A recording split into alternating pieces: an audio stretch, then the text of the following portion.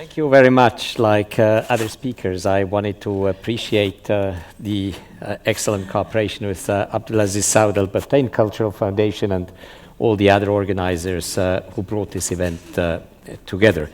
I also wanted to briefly recognize that we are here two representatives of the Red Cross and Red Crescent movement on stage, and maybe what we represent at the present moment, being an international component and a national component of the movement, is at the same time a structure which may be interesting to look at on what we can do together at national, local, and regional and international level in order to tackle the problem that we are discussing today.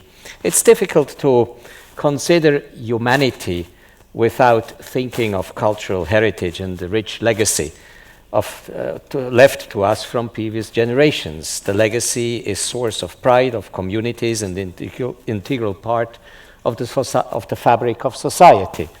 Conversely, it is true as well in the grim reality when communities are robbed of their cultural heritage.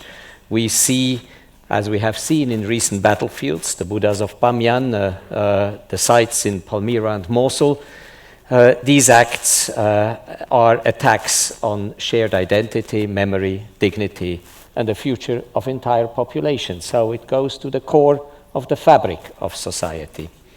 Through our work, it doesn't come as a surprise to you that I mention here in particular our strong focus on international humanitarian law as a framework to fight against the destruction of cultural property and of the legacy that past generations have transmitted. I think His Highness Prince Turki this morning already mentioned a lot of elements, and when I mention international humanitarian law, let me just be very clear that after 15 years of discussing, thinking, and researching on international humanitarian law and Islamic law and principles, we are today convinced that Islamic law and principles are an integral part of international humanitarian law, and international humanitarian law is an integral part of Islamic laws and principles. And I think you have illustrated, Your Highness, this morning quite eloquently that we talk about the same thing, and it's the same values, the same principles, and the same normative systems that are at stake. So the protection stemming from international humanitarian law are important. Let me just mention what we focus particularly on in these days. It's the distinction between military and civilian targets in military events, as outlined in numerous international and customary law treaties, which is so essential for the protection framework of cultural property. Because if at the basis this distinction is not respected, we have attacks as we have seen them. We have heard this morning already, but let me just mention that we celebrate at the present moment the 70th anniversary of the Geneva Conventions, which is our reference framework to look at the issue that we are discussing here, but also 20 years of the second protocol of the 1954 Hague Convention, which has a lot of detailed provisions which today are important frameworks to which we refer.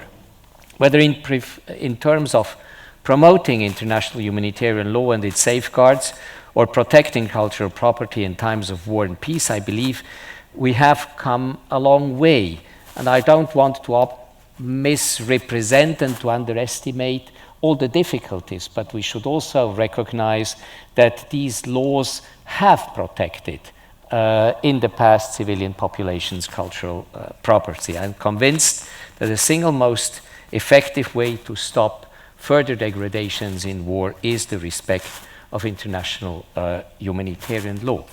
Let me just share with you a poll that the ICRC has done in 16 countries, asking 17,000 people what they think about some critical elements of international humanitarian law which are protecting cultural properties. And this is exactly going to the core what we are discussing today.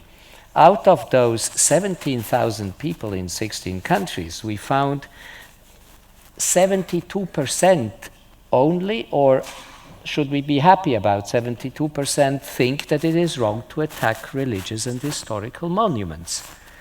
This speaks on the one side that we have a solid foundation of consensus in society, but it also says that 28% do not think that it is a bad thing to attack religious monuments.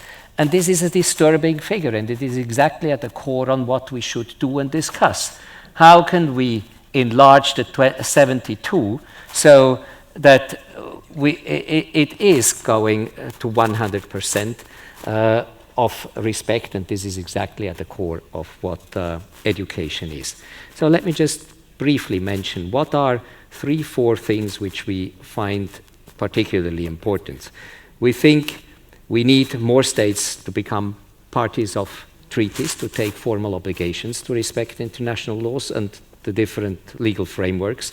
We urge countries to protect cultural property, not just in times of war, but also in times of peace, by taking the needed preventive measure. And this includes such things as compiling inventory, setting up appropriate emergency response agencies and procedures, as well as providing relevant training for the militaries. And we urge certainly states to respect international law and the laws of governing the protection of cultural properties during conflict.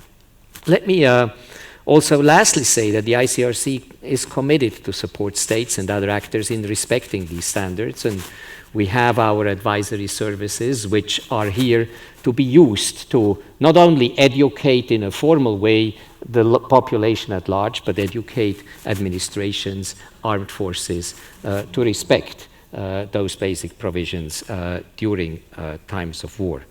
International law is a living body, and as a living body, we are also interested to engage, of course, through education, training of armed forces, of police forces, to respect the basic principles. We do these through annual and regular workshop with armed forces of the world. I wanted to remind you that with more than 130 armed forces in the world, we entertain training sessions and educational sessions. I wanted also to impress, and here again, Prince Turki mentioned this morning, what do we do with non-state armed groups, terrorist groups? We engage with some of them, more than 200 non-state armed groups, in order to educate them as well in the respect of international humanitarian law. We educate our frontline negotiators so that they can negotiate at the front line of wars safe zones, protected zones for cultural property.